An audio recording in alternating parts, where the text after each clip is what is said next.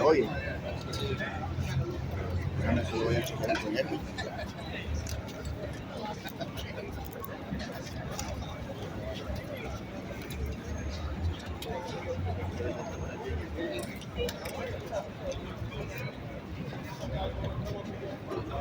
Plenty of room on the steps. Plenty of room on the steps.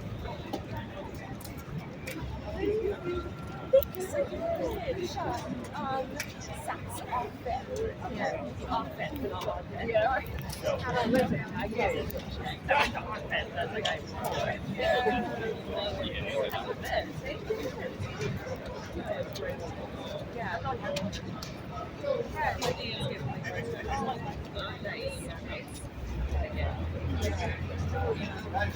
Guys, let's show them the pictures that nobody wants to look at. It's good, yeah.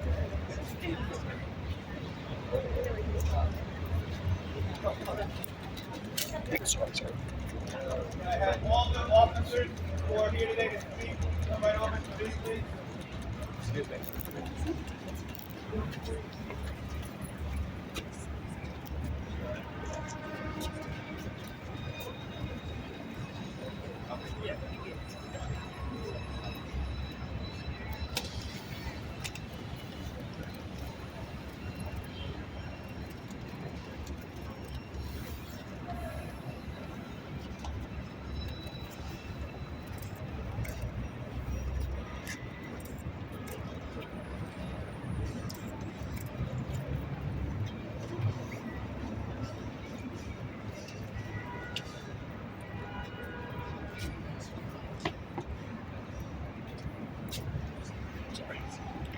Good morning. Thank you all for waiting. My name is Mike Skelly, Communications Director for the COBA. Obviously, we all know why we're here. The City Council today is holding a hearing on a proposal to ban punitive segregation in the New York City jails, which would effectively remove any meaningful consequences for inmates committing assault. The DC standing behind me. As you can see in our statements up here, we've had over 1,100 incidents of assault on officers just since January. And stabbings and slashings are up 99% this fiscal year in the New York City jails over the last fiscal year. This is a critical issue with real life and death consequences. So today you're going to hear from leaders from COBA, you're going to hear from leaders of other labor unions supporting us. We're going to hear from some of the victims of these assaults, the officers themselves, and you're going to hear from our elected officials who oppose this reckless measure. So without further delay, I'd like to welcome to the podium COBA President Benny Boston.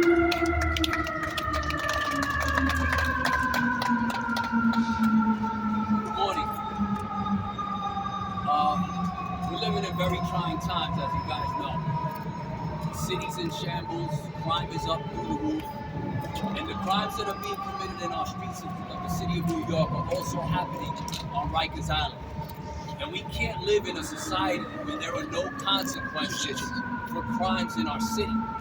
And 36 members of the city council are sponsoring a bill that will basically end punitive segregation, what they like to call solitary confinement. And the reality is that we don't have solitary confinement. This is not Hollywood, where inmates are being put in a hole and being fed bread and water. The inmates that commit crimes in our system, there has to be consequences. They're put in the same cells that other inmates live in. They're afforded more programming. They receive law library, recreation visits. So this notion that it's torture, that we're torturing individuals in our system, that is not the case. 1,100 correction officers have been assaulted since January of this year alone. There's been an increase in stabbings and slashings from last fiscal year to this fiscal year, 99% increase. This bill is outrageous, and we're asking the city council to please not pass this bill because it's reckless, and it'll put all of our correction officers and inmates in harm's way. And the question becomes is, what do we do with the inmates that continue to cut, stab, slash, sexually assault, and brutally assault our officers and other inmates? Nobody's able to answer that question, but it's been open season on us, and we know that the increase in violence has steadily risen. In 2016, Mayor de Blasio eliminated punitive segregation for inmates 21 and under, and every year since, the violence has steadily risen. Behind me are correction officers, other law enforcement unions, some of our legislators that oppose this. We are thankful and grateful for all of you for coming out, but look at the pictures. Look at the pictures of my members, of female correction officers that have been brutally assaulted and sexually assaulted. And again, I ask the city council, what do we do with the individuals that continuously assault us? 3,500 correction officers have resigned and retired since January of 2019. My members are working 24-hour shifts because of the last administration's failure to hire correction officers in a 3-year span. We can't continue this. Since January alone, we've lost about 600 correction officers. And this city council refused to give us the funding to allow for additional correction officers to be hired. We can't continue to do more with less in our city.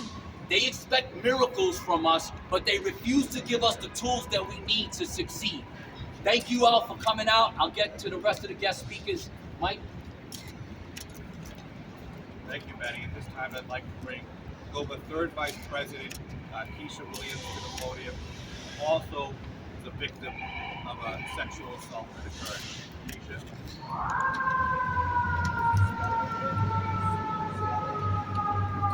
Good morning, everyone. My name is Keisha Williams, and I'm the third vice president of the Corrections Officers Benevolent Association.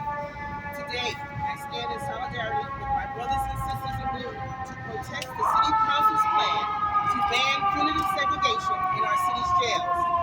Punitive segregation is for all staff and incarcerated individuals' safety.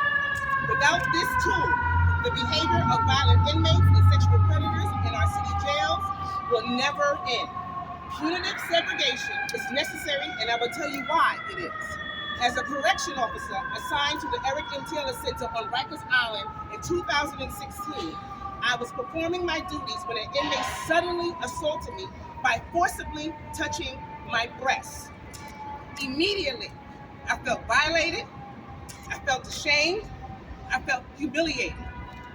I was in a total state of shock, asking myself, how could this happen to me? And why did this happen to me? In the weeks and months that followed, I experienced nightmares, anxiety, guilt, and other forms of PTSD. My assailant was given a slap on the wrist and even discharged the very next day, while never being fully charged with an actual sexual assault. While I, on the other hand, have been forced to relive the burden of that trauma every single day for the rest of my life. Just last year, around this time, myself and my partners, Asaki Antoine, who's standing next to me, and Antoinette Anderson, in her absence, stood at the Rikers Island Bridge, side by side, along with former council member Adrian Adams, who is now currently the Speaker of the New York City Council, calling for these sexual predators in the city jails to be held accountable for their actions. Adrian Adams helped us to introduce legislation that would, for the first time, make forcible touching of a New York City correction officer a felony instead of a misdemeanor. She helped us sound the alarm on sexual assaults and sexual harassment that has been a plague in our city jails for decades. Now, Adrian Adams has taken a different stand on this topic. It's an outrage that Adrian Adams, a daughter of a former correction captain, has turned her back on correction officers. She has now become an advocate for sexual predators. For Adrian Adams to want to end punitive segregation means it's okay for her to have a correction officer sexually assaulted and for that inmate to remain in general population to continue their assaultive sexual behavior over and over again. It's heartbreaking that a woman who was raised up as a daughter of a correction officer has put her political well-being against our safety. Adrian Adams, I pose a question to you. Who are you truly protecting? Is it the sexual predator, or is it the correction officers who are the victims of these vicious attacks and assaults? You sit back and you say nothing. How dare you? We are so disappointed in you. All you do is continue to support the status quo, perpetuating the culture of sexual assault and sexual harassment in our jails. Adrian Adams, don't repeat the sins of the past and continue to turn a blind eye. Punitive segregation has to remain in our city jails. Without it, nonviolent inmates, correction officers, and civilians will never be safe. Thank you very much.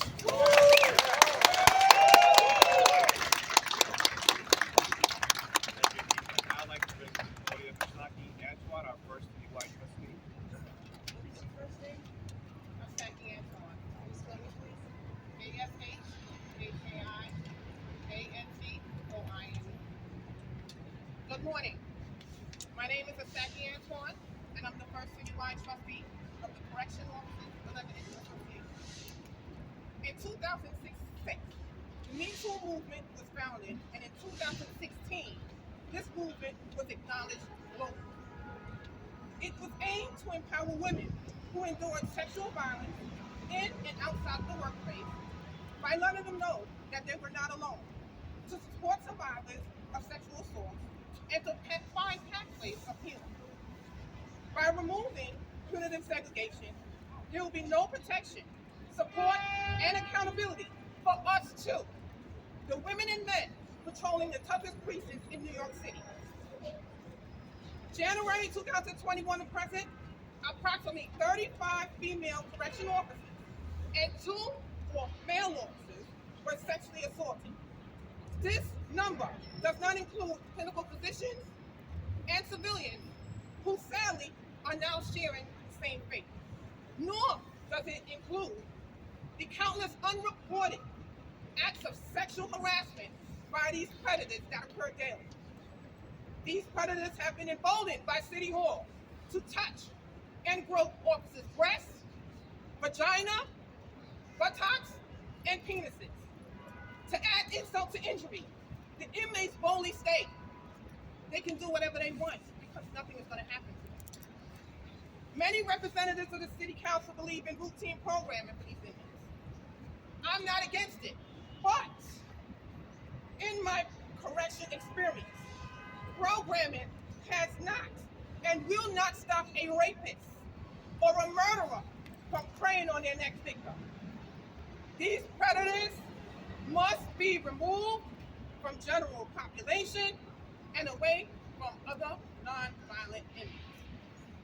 It is critical that correction officers have a safe place where they are empowered, believed, and accepted, while ensuring that these sexual predators are held fully accountable for their actions. By removing punitive segregation, how does it hold the predators accountable for the acts of violence that they commit while they are detained? It is a smack in the face to every woman, every victim of a crime. And in essence, what you're really saying and what they are really saying is that human rights, civil rights, and women's rights, while working in New York jails, does not exist. September 15, 2021, Speaker Adams publicly advocated for our women correctional officers who was sexually assaulted on Rikers Island. She was outraged that the gang members of the same affiliation were housed in the same housing area. What and why has her position changed? I asked this question of Speaker Adams, Jamani Williams, and Tiffany Caban, and the other city council representatives. Would your ancestors be proud of the decisions that you make today and onward? Why do you continually protect these predators? To all of you who are watching this rally today, you should be outraged and feel a sense of urgency to protect our women and even our men who are subjected to these sexual assaults, sexual harassment, and physical assaults. Correction officers' lives is on the line. Non-violent inmates' lives is on the line. Clinicians' lives is on the line, and so are civilians. Every moment counts. Punitive segregation is needed. Thank you.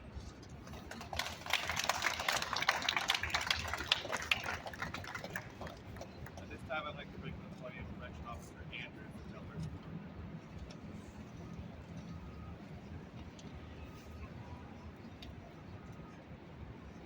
Good morning, everyone. I am Officer Andrews, and I'm a New York City Correction Officer, shield number 12039, with 5 years on the job. On November 17, 2021, I was verbally, sexually harassed, and sexually assaulted via forcible touch, which was unprovoked, unexpected, and unwanted by an inmate at the Eric M. Taylor Center on Rikers Island.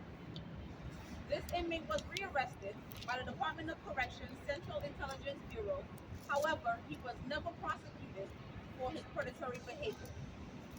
I have suffered tremendously following my sexual assault incident, which occurred at my place of employment. At current, I suffer with post-traumatic stress disorder, anxiety, and insomnia. I am on prescribed medication from a psychiatrist, and I attend weekly psychotherapy sessions. My life has forever changed, and as a result of my sexual assault, the trauma I have experienced continues to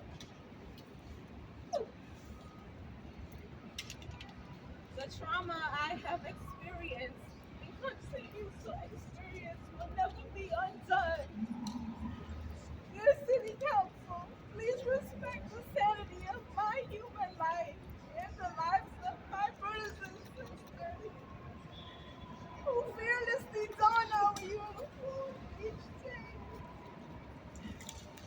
Please improve our safety and those who risk their lives every day as we work amongst the most violent and predatory inmates. Without punitive segregation, us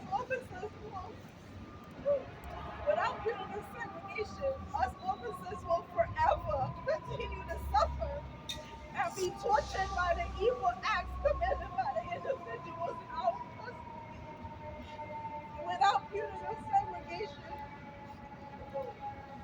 the violent inmates will never see themselves face to face with the repercussions of their horrendous acts of violence.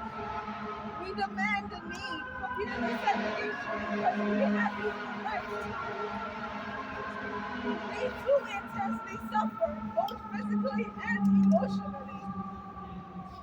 We demand the respect and safety we deserve because that is our right as human beings. Please end our torture. Thank you.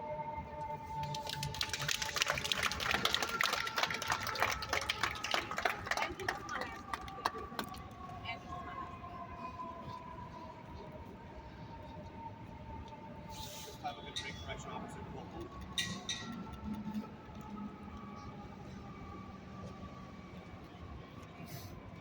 Assalamu alaikum wa rahmatullahi wa barakatuh.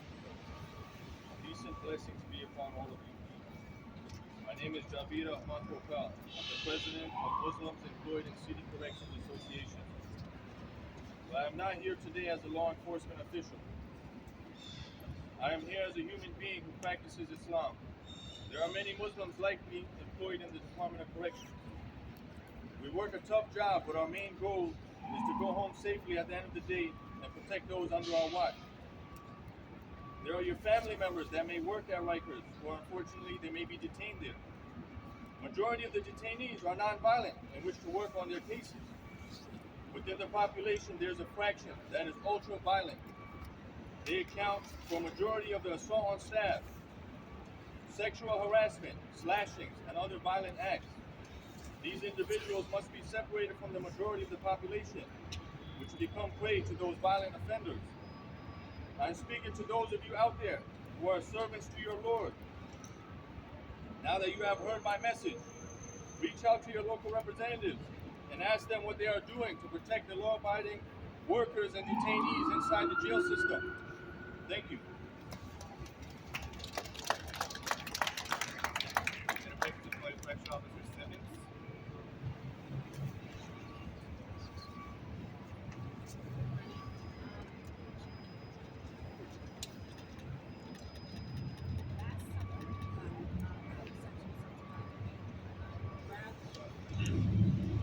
Last year, I was sexually assaulted by an inmate who came from behind, grabbed my neck and my shoulders and forced his hand to my private area. I pulled him up for as long as I can, and I'm suffering from emotional distress, physical pain, and what he did wasn't right. That's not what I came to work. I came to work to do my job and to leave the same way I came. That wasn't the case that day. And for us to be Punitive Seg, that means I have to deal with this inmate and see them every day coming back to work receiving in the same place as though nothing has happened. And I think this needs to stop. And I'm worried about me and my fellow colleagues. So,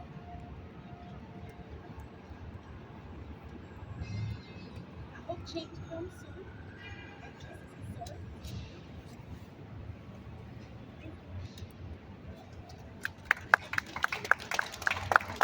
Can you repeat her name, please? Correctional Officer Simmons. Now we're going to hear from Correctional Officer Time.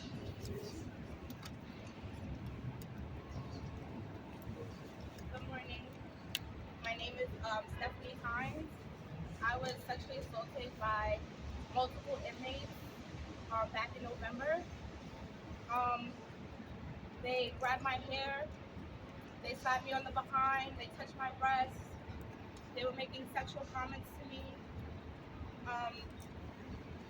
I've been on a job for 6.5 years, going on 7, and I never expected this to happen to me. I'm still emotionally distressed.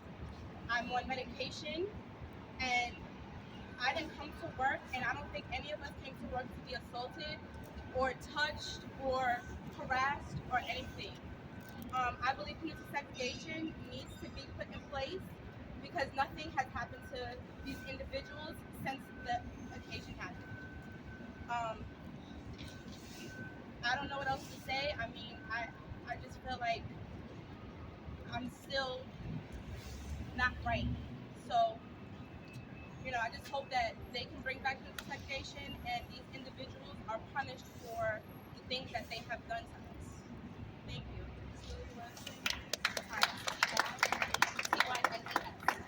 Correctional Officer Antigua.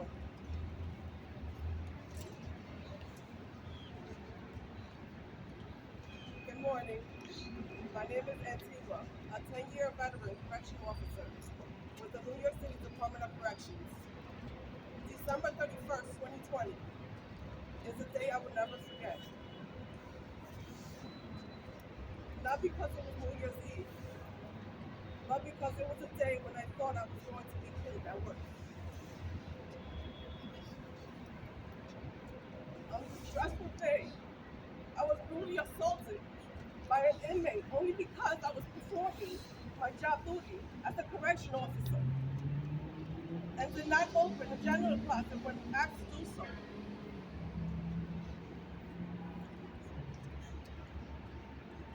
This inmate, without warning, provocation of course, intentionally, aggressively, punched me multiple times in the face with a closed fist punch. I'm even shaking still. That day, I sustained multiple physical and psychological injuries that resulted in me being out from work 6 months.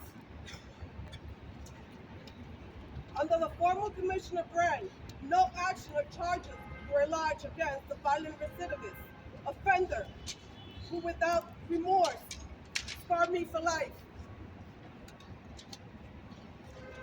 Today, I'm asking for justice against my perpetrator. I'm asking for consecutive sentencing I'm asking to support and effective policy within our agency. I'm asking for accountability of violent acts committed while confined to DOC custody. Corrections officers are not expendable. We are human beings too. Thank you.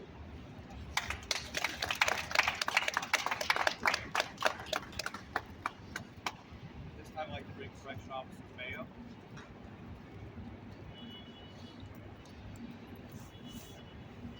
Good morning, my name is Officer Mayo, that's M-A-Y-O, and I'm a New York City Department of Corrections officer. As a correction officer, I am tasked with providing care, custody, and control to some of New York City's most vicious, violent, and highly assaultive inmates. These inmates are the same individuals that you don't want to see on your streets and that you hear about on the news or in the newspaper. The same people that most don't want in their neighborhoods or walking the streets of New York. However, regardless of who they are, or where they came from, or what they're accused of doing, I took an oath to show up and do the job that most people would not want to do. June 9th, 2021 started off as any other day. After working 16 hours the day before, I woke up, said a prayer, got dressed, and commenced my commute to Rikers Island. Upon arrival, I prayed and again immediately took my post, which was located in AMKC. I took my count, conducted a security inspection, and spoke to my fellow officer to get the rundown of the previous tour's events. Once that was completed, I assumed my post and began my tour. Hours later, at approximately 6:15 or so, inmate S walked past me and into the day room. My partner came into the housing area door and called for another inmate. He then proceeded to the housing area and asked me who did she call. I told him that she did not call him, but in fact called another inmate. He then proceeded to the housing area door, appearing to be annoyed and speaking to my partner in an aggressive manner. I didn't hear all the details of that conversation, but I heard the inmate yell to her, "I'm sick of you effing bees." I told my partner to immediately close the door and call for the area supervisor because I knew that this inmate was irate and wouldn't stop. He then immediately went to the hot pot and filled the institutional green cup with hot water. He then yelled, "I should splash you, you dumb bee." He then threw the water toward the housing area door and walked away. I gave a direct order for this inmate to calm down and have a seat on his bed. As the inmate was walking away from the housing area door, I went and I told my partner to please contact the area supervisor yet again because he was getting to become too much. I attempted to use interpersonal communication skills by talking to this inmate and asking him what the issue was to see if I could resolve the problem. His anger quickly and immediately turned toward me, yelling, "Go sit the F down before I punch you in your effing face." I activated my body camera and told my partner to contact yet again the area supervisor because it was clear he was not responding to me in an appropriate manner, and he was very aggressive. He had his fists clenched and continued to make threats while demanding me to sit the F down, to which I refused. When I refused to sit down as he had ordered me to, he seemed to become even more irate and began walking toward me. As I stood there, 5'5", 125 pounds, against a 6'3", 230-pound male, I could immediately feel my chest getting tight and my heart pounding so hard that I thought my chest would explode. I tried everything in my power to remain calm, but I couldn't help but wonder if I would make it home tonight. I wondered if this would be my final moment. So I began to think of all the ways that I could survive. I created a safe distance between myself and the inmate. I put my back against the wall and I tried to remember every directive and every tactical training I ever took. I began to allow my eyes to wander around the housing area, searching for ways that I could escape his rage. I looked to the right and I saw several inmates as well as a civilian, so I knew that I couldn't go that way because I still had a duty and an obligation to protect them. When I looked to the left, when I looked straight ahead of me, I saw the inmate, so I knew that that wasn't an option. So I looked to the left and then I thought, well, maybe I can go this way and utilize maybe some of my athleticism and maybe maneuver between the beds if I could. He continued to approach me in an aggressive manner while I continued to give direct orders for him to step back, to which he did not comply. I proceeded to take out my chemical agents and advised him that if he did not step back, I would be forced to utilize them. He continued to be non-compliant. I tried to de-escalate the situation by taking even more step backs and trying not to engage with him. But that did not work. He became more aggressive and continued to approach me, leaving me no other choice but to deploy my chemical agents. I prayed this act will ultimately terminate the situation. Unfortunately, it did not. He wiped the chemical agents from his face and immediately charged full force at me. As I tried to escape, I felt the first blow to my face. I was hit with so much force, I thought the bones of my face would be crushed. As the blood began to trickle down my face, I could remember feeling, it's over. I hit the floor and I felt every blow to my face, my neck, my shoulder, and my lower extremity. With every hit, the blood continued to flow and the pain became more and more immense. All I could do was protect what was left of my face, so I tried to put my face underneath the bed frame. This was a vicious, violent attack, one that I will never forget. I'm begging City Council today to consider my life and all that I have been through. Consider the lives of every officer that dons the uniform each and every day. Send a clear message that it's not okay to assault correction officers. Whether it's on the streets of New York or behind the walls of Rikers Island, you will face consequences. The message we send cannot be that it's okay. It's not okay.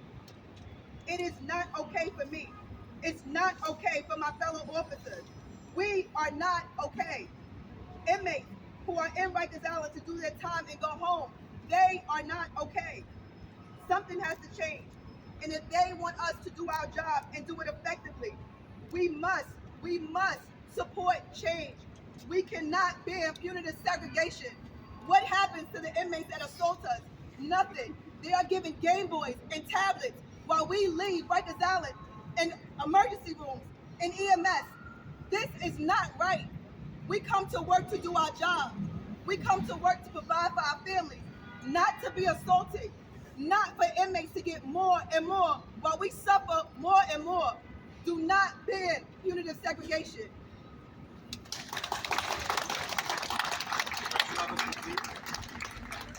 Then we're going to get to some other speakers.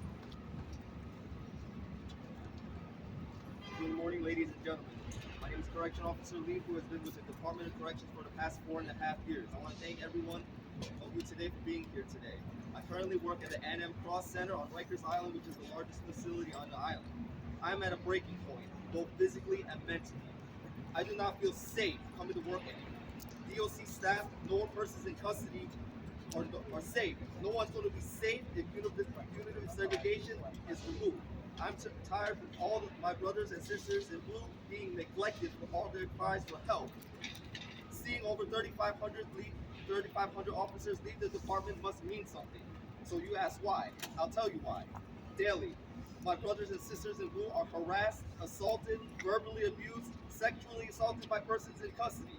Where's the accountability for their actions? Removing punitive segregation will remove all deterrence and accountability for their heinous actions.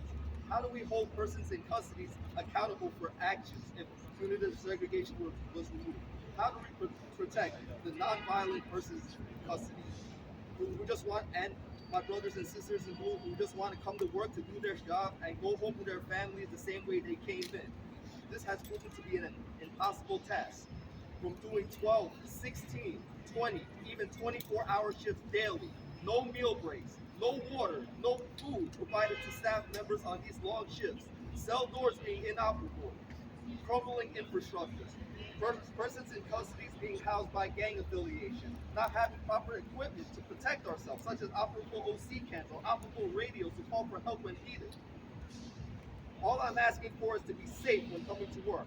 I was assaulted last year, January 7, 2021. I was punched in the face, kicked in the back, and I'm afraid that it could happen again. I want to be able to not worry about being assaulted on post or any of my brothers and sisters being assaulted. I want to be able to provide all persons in custody with their minimum standards. I want to be able to protect the nonviolent persons in custody. I want to be able to do my job without being hurt.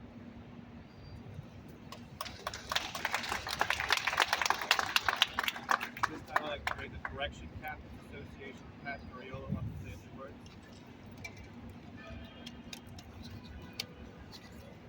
Good morning, everyone. My name is Patty Ferriola. I'm the president of the Correction Captains Association. I've been doing this horrific and horrible job for 41 years. Now, I want all the media to look behind me and look at the men and women that work for the Department of Corrections. Men and women of color that have been discriminated for years. They've been put on the back burner. If you want to know why? Because we live in the city of New York with a bunch of left-wing liberals who think that it's okay for correctional officers to be assaulted and inmates to be rewarded. Now, if it doesn't pertain to you, meaning the press, it doesn't pertain to you. But the press in New York City has not been our friends.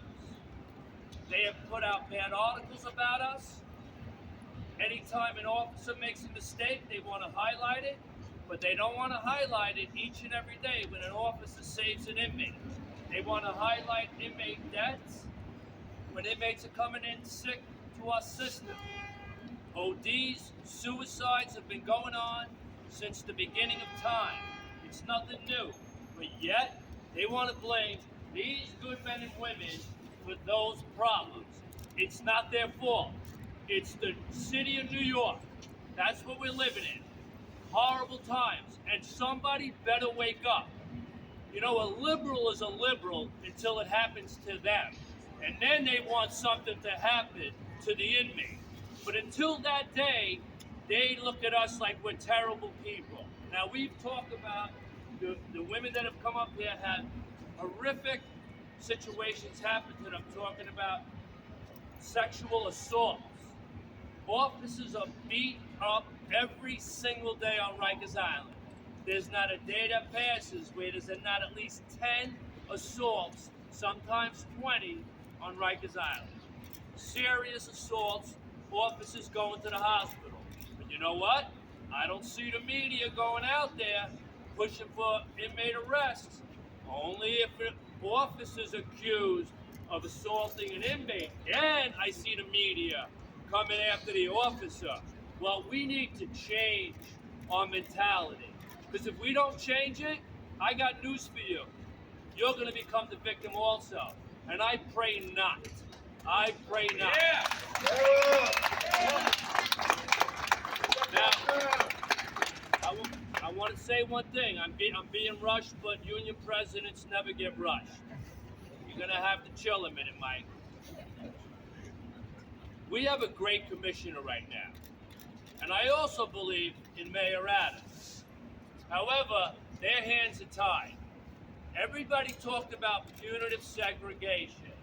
The commissioner has designed an area called restrictive housing, where inmates that are put in there for assaults and sexual harassment will get programs, will be locked out of their cells 6 to 8 hours a day. There'll be some type of rehabilitation going on for them. But they want to continue, like Benny said, call it punitive segregation. Without your support, without your press, we're not going to achieve this. Do I believe today that City Council will listen to us? No, because they're all woke and they're all out of their damn minds, okay? But guess what? Guess what? There'll come a day where they'll admit that they were wrong. You need to protect the men and women that are standing behind me, because these are great men and women, and the only thing that they want to do each and every day is support their families and go home safe. God bless you, and God bless America. Thank At this time, I'd like to bring Republican leader of the New York City Council, Councilmember Joe Borelli, who will be followed by Bob Holden, Joanne Ariola, and David Coe. Good morning, everyone. Let me ask this question. What more proof does the public need that the City Council cares more about criminals than the victims of crime than the evidence behind me on these signs and posters? What more proof? I recently read there's about 700 stabbings year to date on correction officers. Tell me where else in the city's whole universe does it exist where city employees, 700 of them, are stabbed? I'll even say 10%. Show me the school where 70 assaults on staff has happened. Show me the library where 7 assaults on staff has happened. You can't. Because if you could, it would be the only thing anyone in the media, anyone in city council ever talked about. But when it's correction officers, when it's people with a badge, nobody cares. The city council cares more for the creature comforts of the people who caused these violent acts than for the employees of our own city. In this labor town, where else or what else? Any other unions have ever come to City Hall with a problem saying we're getting stabbed 700 times this year, we're getting sexually assaulted a dozen times this year, we have a problem? And the response is, let's focus on the criminals who are perpetrating these crimes and not the victims. It never happens. And I say creature comforts because I've seen the cells in the Vierno Center. I've seen more cells than I need to on Rikers Island. We're not talking about solitary confinement. That's your words. You're trying to play on the heartstrings of the public by lying to them, telling them that this is the Hanoi Hilton or John McCain or Shawshank Redemption, and that's just complete bullshit. Yeah. There are phone lines in these jails. There's Game Boys. There's books and magazines. There's TV. You can communicate with the person in the cell next to you. I know, I talked to Bob Hogan. We had a whole conversation through the doors. These people are out of their cells 7 hours a day. So don't feed me the nonsense that this is solitary confinement. These are people who have actually violently stabbed our own employees. I say we start by paying attention to the problem they face rather than the criminals. But what's the long-term goal? These advocates who want this bill want to close Rikers Island. Don't believe in me. Go ask them. They're right behind you. They want to close Rikers Island. They want the chaos. They know this bill will lead to chaos. They know this bill will lead to more of these men and women behind me being stabbed and sexually assaulted. They know that. But the chaos is what they want because the chaos brings them one step closer to fulfilling that stupid hashtag, close Rikers, no new jails, and whatever nonsense they'll put out next year. The chaos is their goal. The victims will be the men and women behind me. Look at this woman right here. She's the victim of sexual assault. She's inconvenient because she wears a badge. Not anymore. Today we're going to highlight her story, the stories of all these other men and women who have had these problems. They're not going to let you in the room with all those signs, so I hope you line all the walls by my office with all those pictures so everyone walking in has to see what victims of the criminals that are in these punitive segregation units have done. Thank you. Thank you. So, what are we talking about here? It's been said by so many. And this men and women behind me have the toughest jobs in the city of New York and the most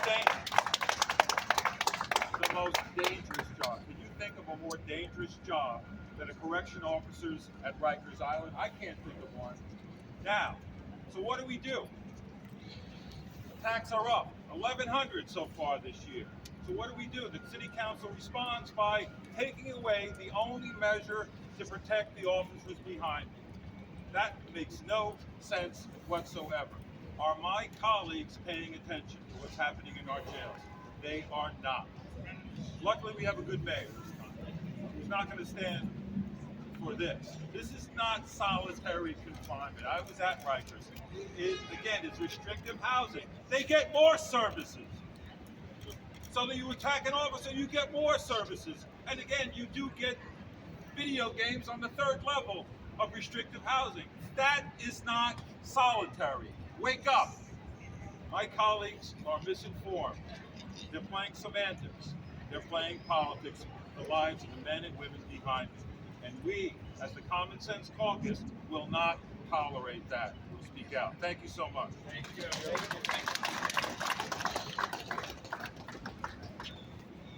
Good morning, everybody. How's everybody doing? I'm Vicky Palladino, and I represent District 19 in Northeast Queens. I think everybody's had just about enough. You heard stories, you've seen and heard statistics.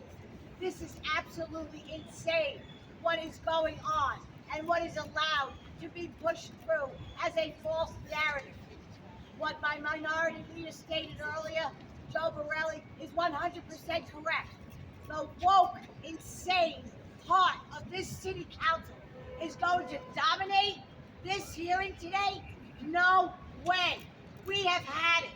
There is a majority in the city council that believes in common sense and that believes in that punitive segregation is indeed a must. But most of all, those people that stand behind you, that represent, yeah, hi Tiffany, how are you? Okay, wait. See, these are the people who are wrecking our city. And to the 37 of our city council people who signed on to this, they need to rethink it. And to Mayor Adams, I want to say thank you. But this needs to change. These people need to be protected. We've got insanity on our streets, and now we have insanity in our jails. Not allowed to happen. This is it. We've had it.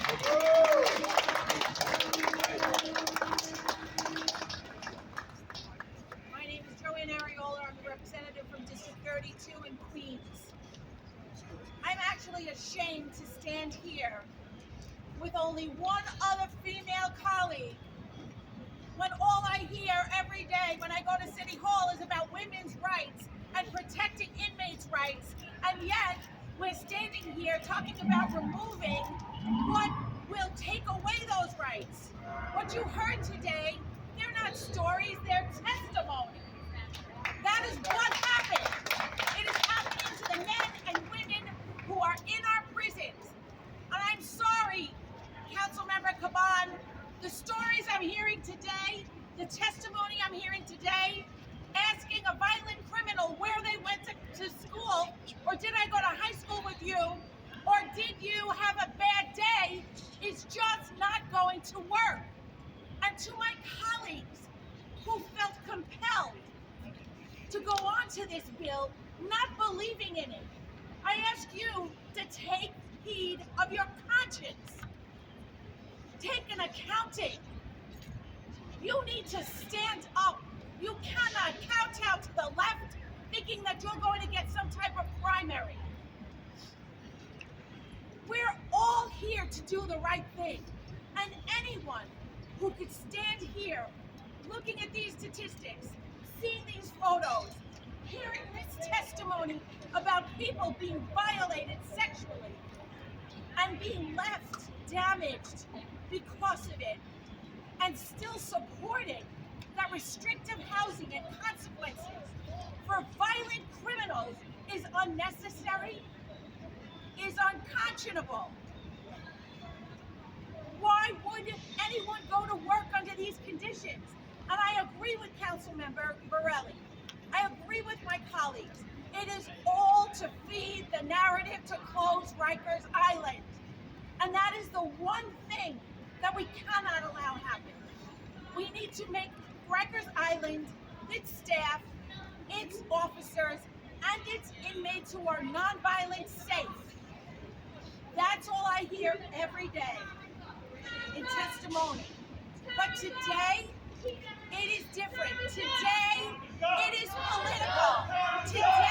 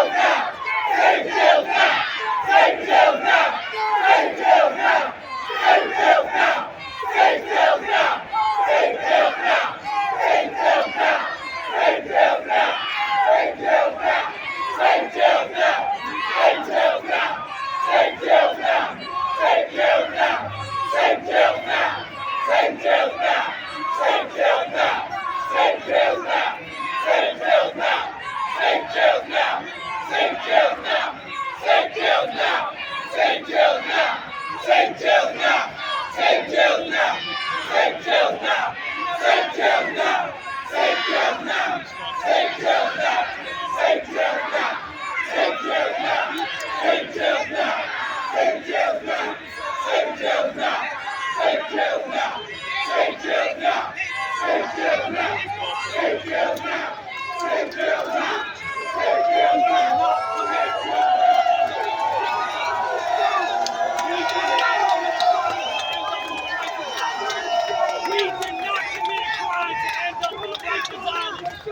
did not commit a crime to end up the righteous island.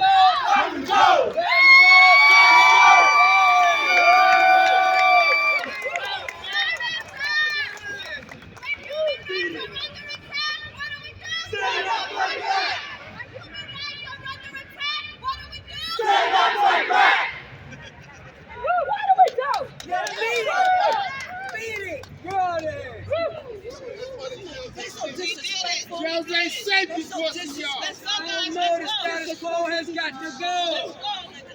Jails are not safe because of y'all. Take your silence with you too.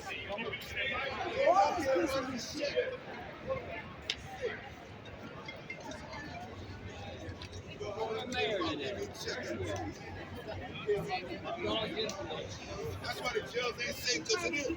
Sleeping on flashlights.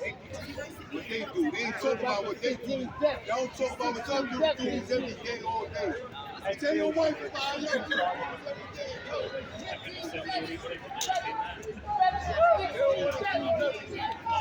16 deaths this year. 16 deaths this year. 16 deaths this year.